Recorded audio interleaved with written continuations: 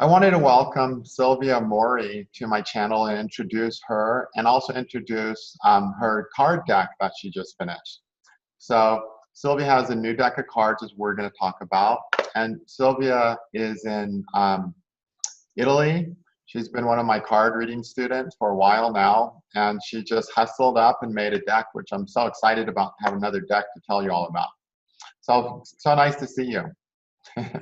Nice to see you. Thanks for having me. You bet. All right, so you jumped into making a deck. I didn't ask you to, you just got on it. So what made you excited about making a deck? Oh, I didn't expect to come up with a deck. I never had this ambition.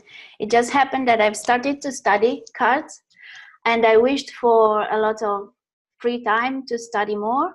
So I got laid off of my job and I had plenty of time and a computer. I'm a graphic designer by career. I've been for years. So 2 and 2, you know? Yeah, simple. Okay, cool. Yeah. Great. And then your cards are kind of neat. And first of all, one reason I'm excited about them because, as you know, I want to tell everyone, I like certain things on the cards I use. For instance, I don't like the names on the major Arcana cards. I just like the pictures. Unless they're really fancy Arcanas that are hard to differentiate, then I like having the names. But if they're more classical types, I just say, why have the name? And that way they're kind of more universal. You don't have to know German if the name's written in German, or English if the name's written in English, or Italian. So that's one thing you did. The other thing that's more important even is that I like decks where the face cards aren't double-sided. So if the face cards get cast upside down, we can tell that they're upside down. And playing decks until about the 1870s were all like that. And then they started going to that double-headed design that we have now, which are just no good for casting. So it's nice to have another deck. And then you did some interesting things with the pip cards that I want to talk about with you a little bit. So first of all, let's just cover some of these face cards. Or cards in general. So you did all these on the computer with graphic drawing and everything? Yes, okay. I used Illustrator. Okay, you did all on Illustrator. Okay. Yeah. They came out really neat. And I know that people who've seen them have really liked them so far. I just wanted to show a couple that people can see. Hope that video. So they're kind of like, have a, I don't know, early modern slant to them. So they're not completely medieval, but they have a little bit of a modern but classical look. I think they're a lot of fun. I can't believe you went with the gold, which is really great, because actually the gold etching, like just seeing the letters in gold, sometimes I'm casting it like in a car or something, it's dark, and I can see it better. So it's kind of neat to have the gold etching. Hope we can see all these. So they're really fun, cheery cards, I thought. You know, you look at some cards and you're like, oh, it's scary. But these were like cheerful cards, you know? So I think if someone's looking for a cheerful deck, you know, this is definitely one of them. So the cards are simple, right? I don't see in these face cards anything like other than just a simple king or jack or whatever, different kind of crowns for the jacks, the queens, and kings, which is how I like them.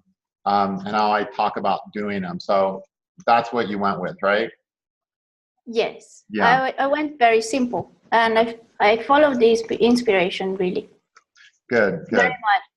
Yeah, I think the face cards are a lot of fun. You know, the Queen of Clubs, she has her book because she's a smart girl who's, you know, on top of things intellectually. The Queen of Hearts, of course, is holding a heart by her chest, you know, which emphasizes her emotions.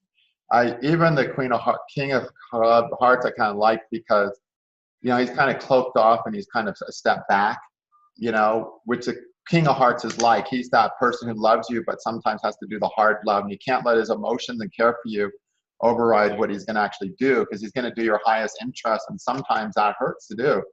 So he has this sort of closed off thing. Yeah. I feel like even though they're simple, there's a quality to them. And the Queen of Spades, she's kind of has this detached look and sitting back, and you kind of tell she knows better, and she's even looking down and not getting involved in all the chaos around her. She just kind of has this, I'm just withdrawn from this and I know better and I'm more centered and I'm not getting involved in all the drama, just like a healthy Queen of Spades would do. I always say Jack of Diamonds has the most fun. And here's a guy who looks like he's having fun, right? You know, having a lot of fun. So I like that. Jack of Clubs. In general, I say Jacks have the most fun, especially the Jack of Diamonds. Jack of Clubs, he's definitely got more of a philosophical look on his face. And I think it's really amazing how much expression you're able to give these guys, considering that,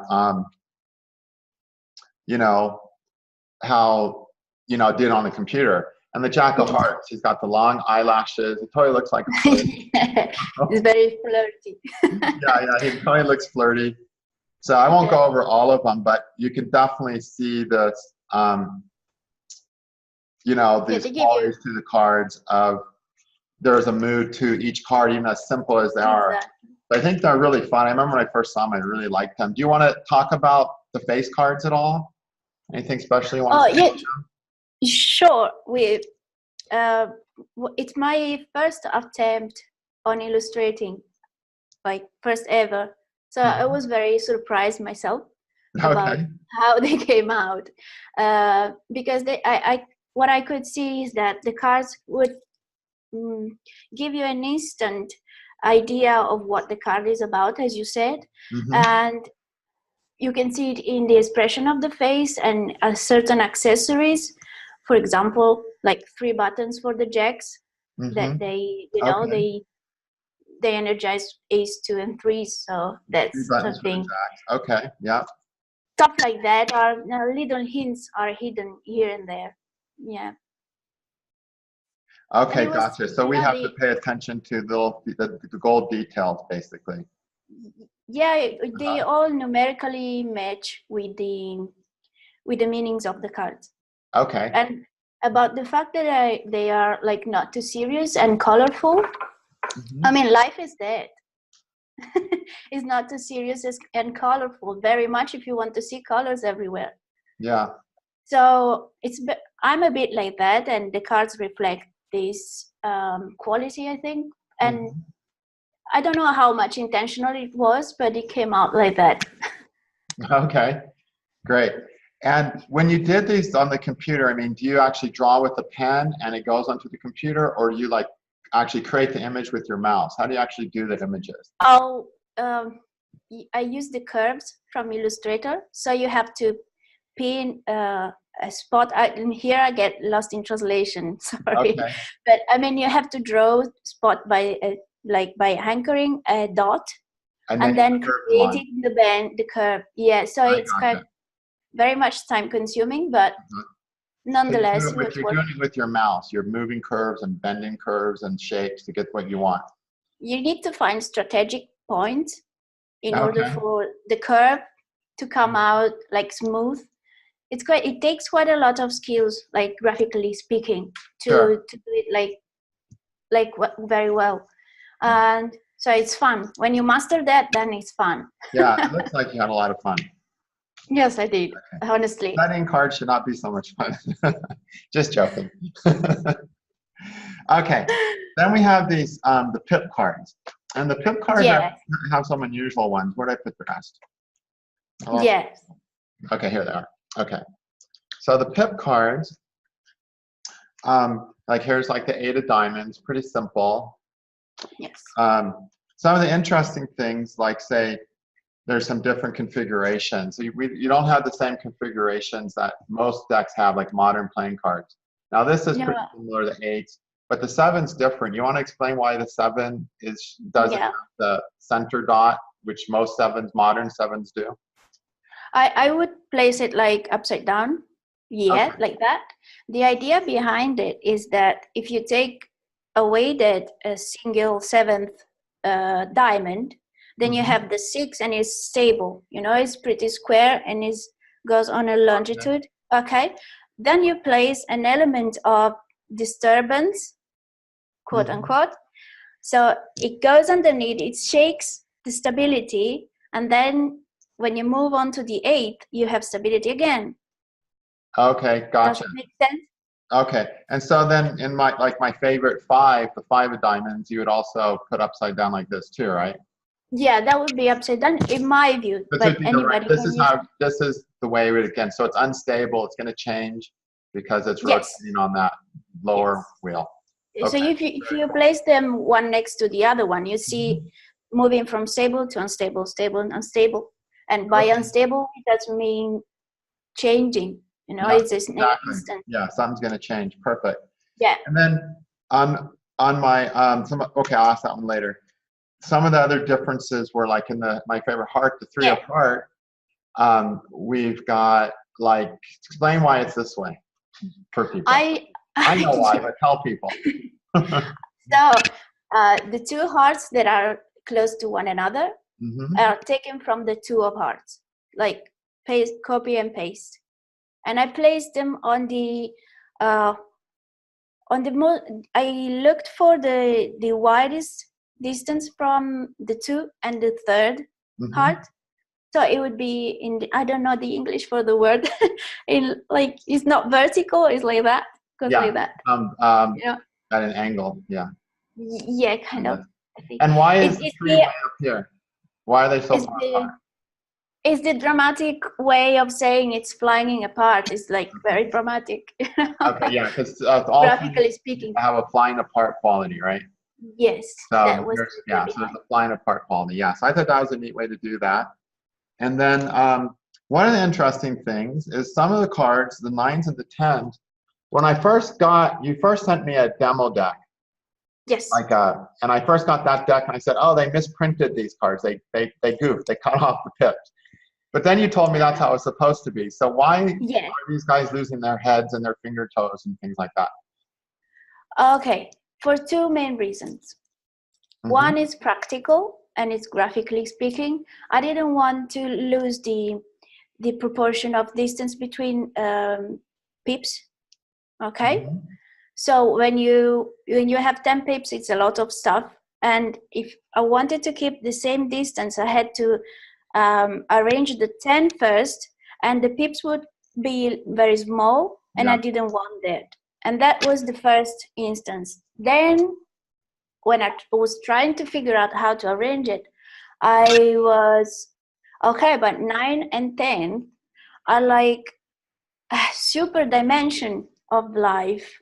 They're not quite, like they kind of exceed the proportion of life that we know as human beings.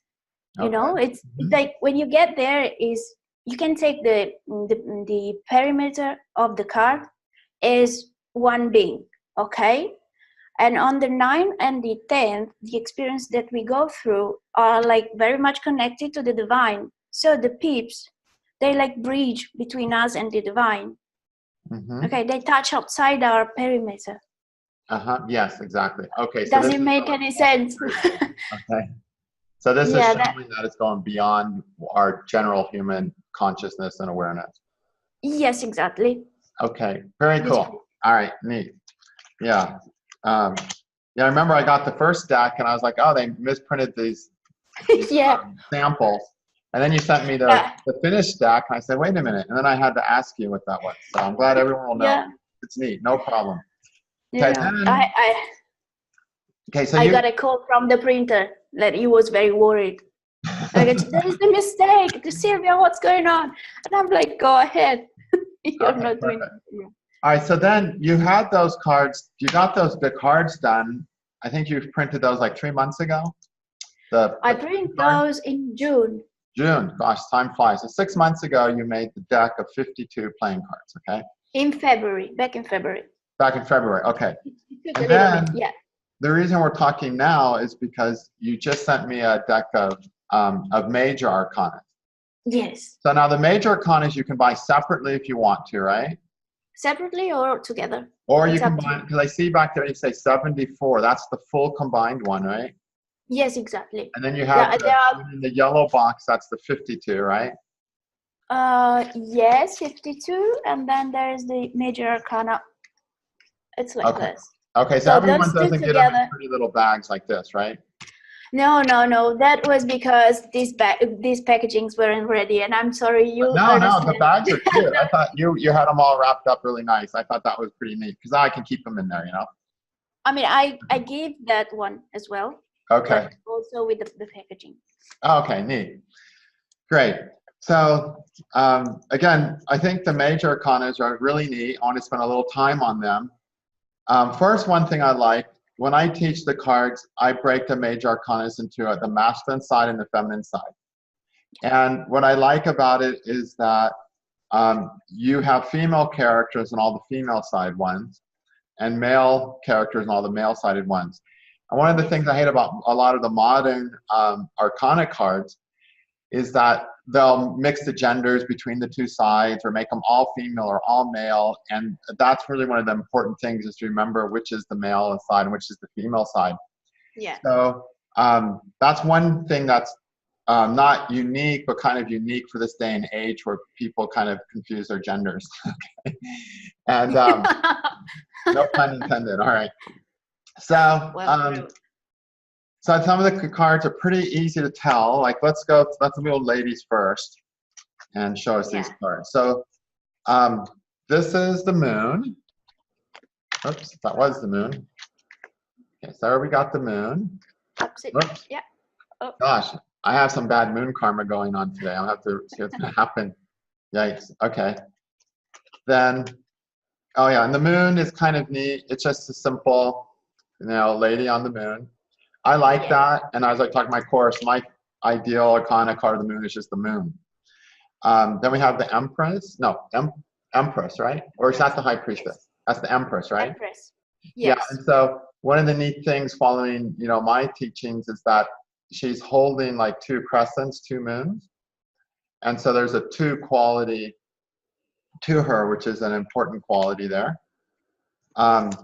Then this is the star, right? Yes. Nice and simple. With the nakshatra. Yeah, which is the nakshatras, the stars. Very cool. Now, is there a certain amount of stars on her dress? Did you put a certain amount of stars anywhere? Oh, no, I didn't check, but that's a good thing. We should check. Well, you'll count them. I'm not going to take everyone's time and count them. Yeah, no.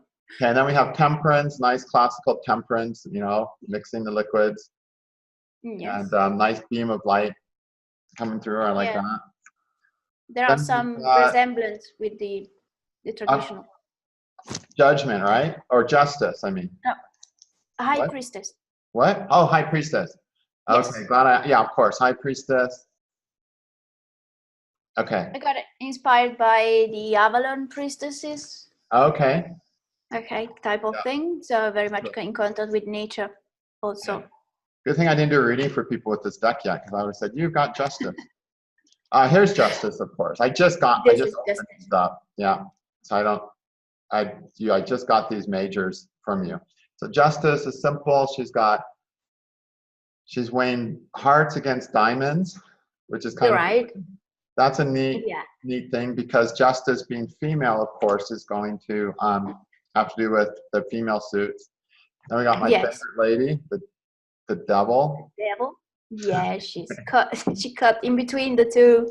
Yeah, between the light and the dark. So she's very cool. Good artwork on her. Then we have Death, which kind of looks like someone you want to go play with. He looks pretty friendly. Yeah, it's my favorite card. It's amazing. I can tell you an anecdote about this card. Okay.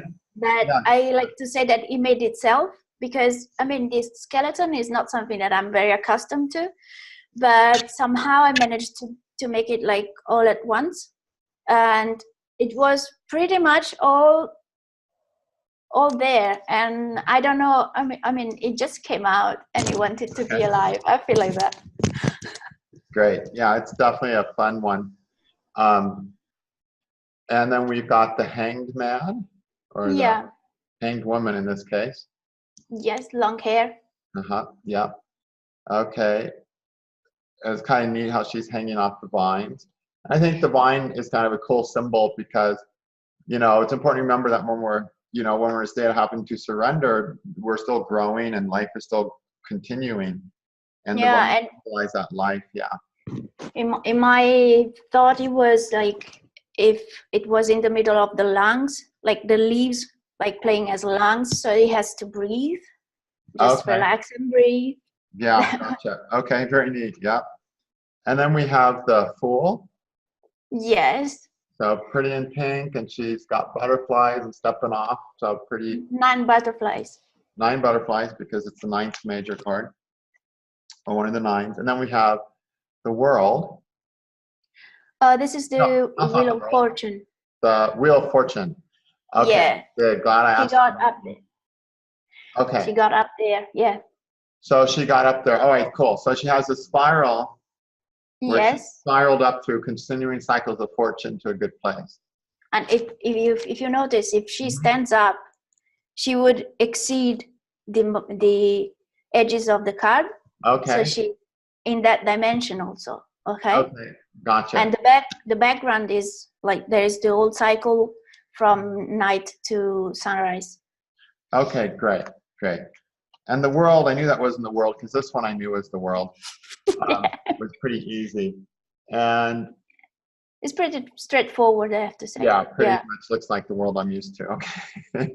So that's perfect. I like that, just the World. That's what I like on a card. Yeah, simple. This must be the Sun. It is the sun, yeah. Yes, we got the Sun. Cool.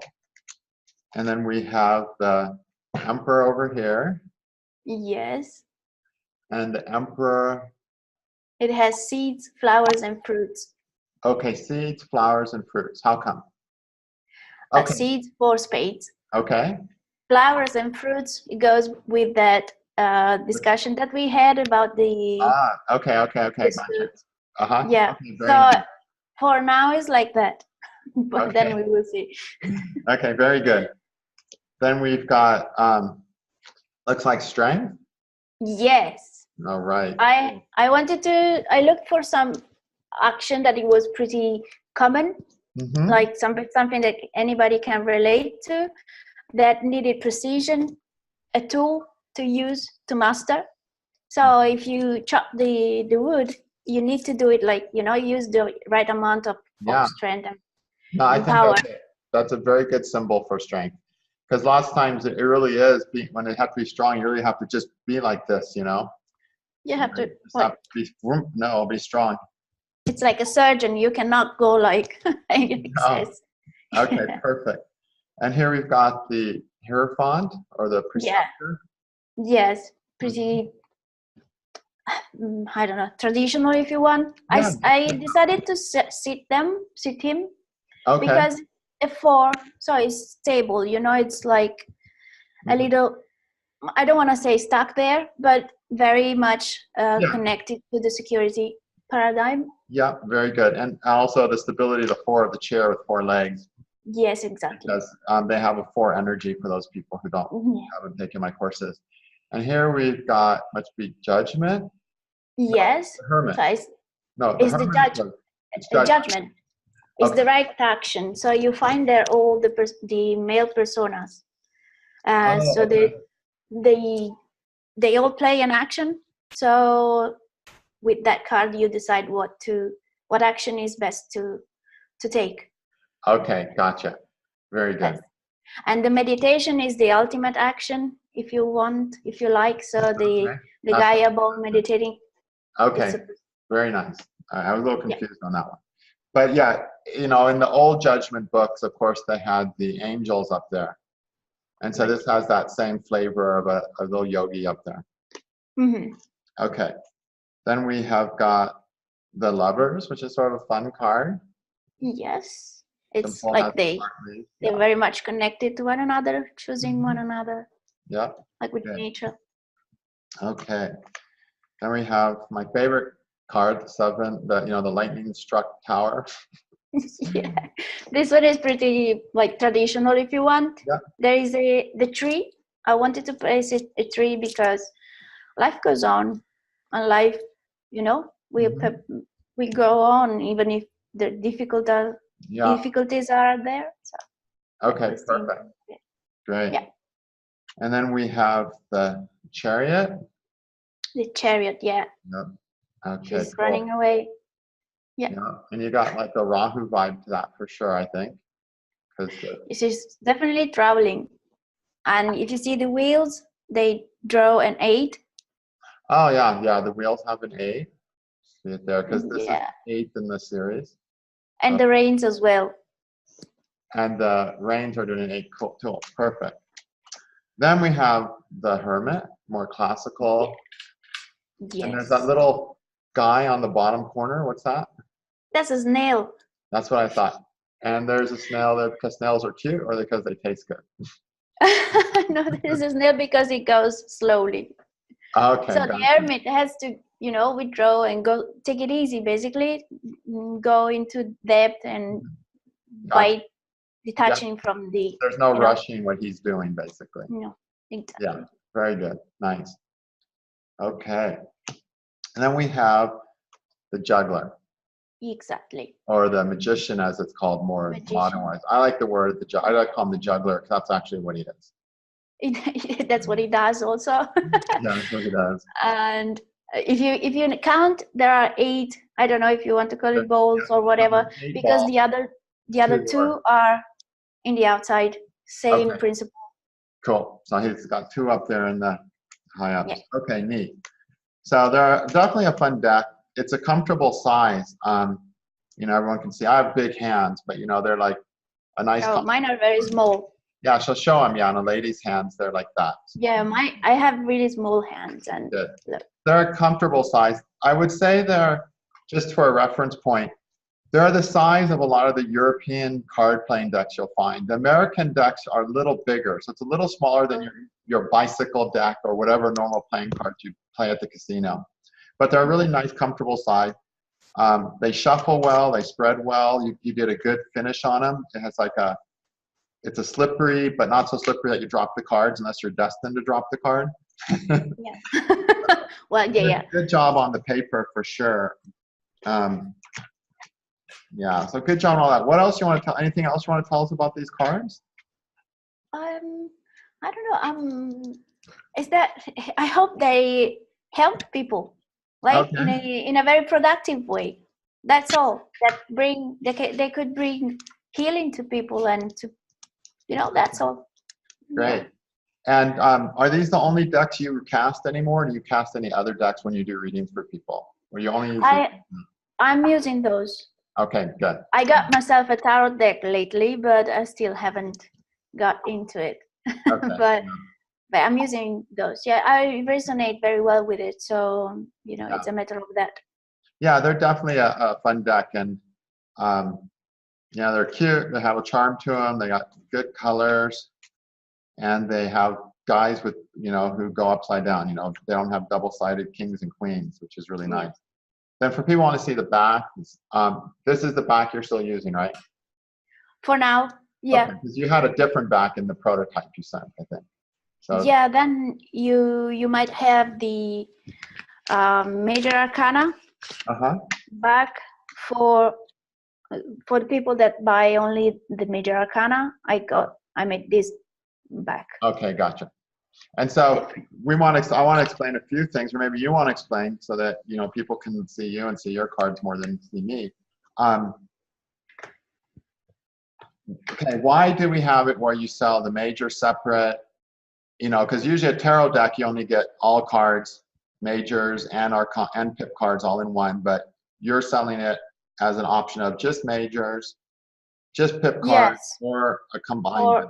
So why do we have those options?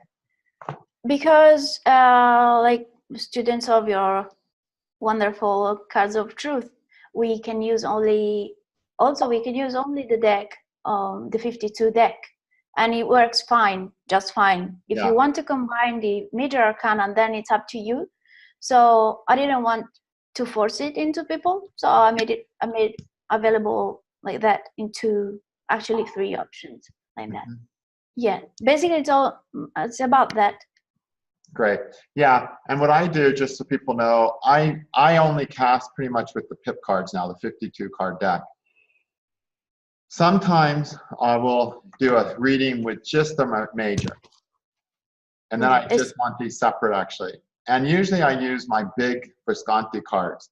I think they're big, and when I do a major spread, I only use a few cards. I like having a few big cards. What I found these are great for because they're so compact. They're like a good traveling size. Keep in the wife's purse. So, hey, give me those cards, you know, if you need them. So they're really nice, compact travel size because those other cards are literally, they're literally like this big. You know, they're just too big to take with you. But that's why I use it for people because they're very big and dramatic, and I only cast maybe 5 cards when I do a major spread at most, either 2 or 5, depending on what spread I'm doing. Then usually I just use these. Again, these are a compact deck, which is one of the things I like about them. It's a really good size, I think, and they're fun. So I hope that people get into these who want something different. I'm so happy to have 2 decks now that have come from my students, and there'll be another one coming soon, I think. So it's pretty exciting to see all these little artists, or not little artists, but you know, artists making little decks for fun. So you also do readings there in Italy, right? But in English too, to English people, English-speaking people too. Yeah, both Italian and English. Gotcha. Yes. Okay. Yeah. Do you want to tell us about anything about your reading experiences? You want to tell us any stories or anything about your readings or your experience with the cards, or even your experiences with the cards, so we can know you a little bit more? Sure. I can tell you that I got into cards after a year from the first time that I saw an introductory video you made about the software, Cards of Truth. Okay. And I was like, wow, this is for crazy people. Okay, good. You qualify. And I just ignored it, and I went on with Vedic Astrology only. And then I don't know what happened. It was time, maybe I went crazy with it. I have to say, I went like full on. Yeah. And I love it. It's incredible how effective and precise it is. The software is, you have to be built for it, I think, because it really takes you for a ride. You have to be prepared. It's amazing. Okay. But also the casting cards, I wouldn't ever expect it to be so how can you say this? It works. Yeah. I mean, you cast cards and you think like you made up stuff, and then people come back to you and say, "Oh no, you were so right." And I always go like, "Really?" I really find it to be impressive how detailed, and this is a credit to you, because I think you nailed so well the archetypes that you don't need to give so much detail, like to get into the detail of life per se. But if you stay on the psychological level, it's easy to make sense of things, basically. And I'm really thankful for you being what you are, that you came up with this, because it's amazing. Yeah, well, you know, people, of course, been doing card readings for a long time. I just taught it in a little different way, a little more conceptual way. But I totally hear what you're saying, is that, you know, there's a magic to doing Vedic astrology, from, you know, reading the horoscope and everything. But, you know, that seems very scientific. You get their birth date, you calculate their chart. But when you're casting cards, when I do card readings, it feels much more magical to me. I mean, I really feel like, okay, this is magic. With astrology science, with this, it's like it's magic because the cards are following in a magical way. The interpretation is still scientific, but the cards are magically following. And so there's definitely a feeling I'd love from reading cards. Yeah. It's amazing. So seriously, I'm lost for words, and it's not just, you know, to be nice to you. It's seriously something that it's worth mentioning, that we can share archetypes with people, then the reader makes himself. You cannot teach anybody to read. That's true. Because you cast cards and an idea sparks, and sometimes I don't know why I say something, and it wouldn't even make so much sense, but then it's all in there, and feedbacks are good. So it's very encouraging. Great. And how much are you doing Vedic astrology now? Are you still doing Vedic astrology, or only doing cards? I'm doing cards, because I think, I don't know, I'm on a King of Clubs year, so I don't know if I'm gonna take on board much more stuff, but I feel like I'm new since the first day to the Vedic astrology. It's such a immense endeavor. Yeah, it's Seriously. huge. Yeah. Yeah, I'm on to the Lajitadia Vashta course and the Okay. Rahu and Ketu. So Yeah. Well, what's neat about the cards is that the cards are like this very narrow study, very narrow, but you can see very far. yeah, So absolutely. what I love Yeah, about yeah. the cards, every time I talk about cards with somebody, every time I do a reading, I see something a little further down that narrow view than I did before. And you keep going deeper and deeper and deeper, but you don't have to learn a lot more stuff. You don't need, you only need to learn this much stuff. And every time with what I know, I understand more and learn more and can predict more and see more. So it's like never ending in the direction you can go with it. Whereas astrology is like this big, giant thing that you start here and it grows and it grows and it grows and it grows and it grows. And it's such a broad study.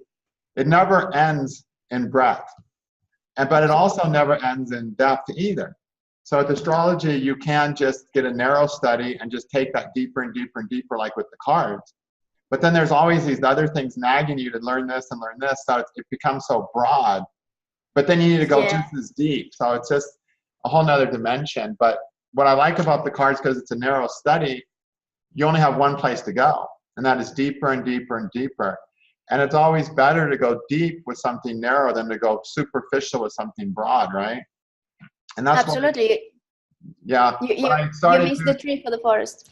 When I started doing cards, a lot of people would tell me, oh, you need to promote your courses more. You need to get more students with my Vedic astrology. You need to get this out in the world. And I said, why? I said, this Vedic astrology is not for everyone to study. You have to be a crazy person to study Vedic astrology. I mean, you have to be crazy about studying and philosophy. There's no reason to even promote any of this. People will show up who are twisted in the right way to become an astrologer, That's a good point. Yeah, and twisted in a beautiful way, just like to be a little sarcastic. But when I started teaching the cards, I'm like, cards is something I would like to teach in every school to every person in America, in the world, because they're so simple and everyone can gain so much from a short card study that can really change their lives without getting overwhelmed and confused. And I feel cards is something that everyone should know. And everyone believes in cards in a way. Everyone plays with cards. People will say, oh, that wasn't in my cards, or you're not playing with the full deck. Yeah. So we have these expressions in our language that show that people are attached to cards, and they're used by magicians. So they have a magical symbolism to them, and they're also used in gambling. So with cards, there's this idea that I can be lucky if cards are a symbol of luck too. So there are a lot of the things that people are looking for. So I just love it. I'm so glad you did another deck, because I find with decks, everyone has their own taste, and everyone needs to find a deck that they like. Yeah, you need to resonate with it. You cannot work with it unless. And at different times, people like different decks. Absolutely. I went through lots of tarot decks. This is my favorite deck. Now this is my favorite deck, So I got a whole pile of decks now, and I don't like any of them. I only use these cards now, or not this exact deck, but I play with pips. I use playing cards now instead of tarot cards. But so that changes. So I hope more people follow and make more decks, because everyone needs a deck that they like, and everyone needs more than one deck. No, and I can say by experience that making one deck, it's a huge journey. Oh yeah. It's unbelievable, because you have to dig into the archetypes, and the energy is always around you, and I got inspirations where I didn't think I would, and it took the right time. I couldn't have done it before. And I don't know if this is only the first. Maybe, I don't know, something is gonna follow. You might do another one. Hopefully, that would be great. there was a school, a tarot school called Builders of the Adityam, and they were quite a famous, I think they're still around, school for teaching tarot. And one of the things they required everyone to do is to paint their own tarot deck. But Right. they gave them, you basically bought a deck that you had to paint. So it was all the symbols were there, but you had to paint them all, and they were very specific about what the symbols meant and so on. But even just painting that deck was like a journey, but it doesn't compare to the journey of actually making a deck. And I really think everyone should conceptualize a deck at some point. They don't actually have to make it and produce it, but in their minds, they should conceptualize a deck to get deeper into the cards. It's a really good final practice, let's say. It's a good thesis, you know, for a card reader. Yeah. Yeah. So, Oh, okay, good. So you are doing readings yes. on Skype and things like that for cards. Okay, Yes. great. Yes. Okay, I'll put your details down in case somebody wants to have a reading with you. And you're actually just started teaching this in Italy too, right? The cards in Italy? Oh, yeah. Surprisingly enough, this crazy 2018. I've been asked, so I have students now. Okay, good. Let's hope that some more card readers show up in Italy then. And what town? What town are you in? Ancona, on the east coast, opposite Croatia, like on the seaside. Oh, okay. Very neat. Okay, gotcha. All right. Well, cool. Thanks for coming and showing your deck, or letting me show your deck. Thank you for doing this. Much appreciated. Okay, keep in touch. You take care. You take care. Thank you. Bye-bye, everybody. As a special, until the 31st of January, I'll be emailing a PDF file version of this calendar with every purchased deck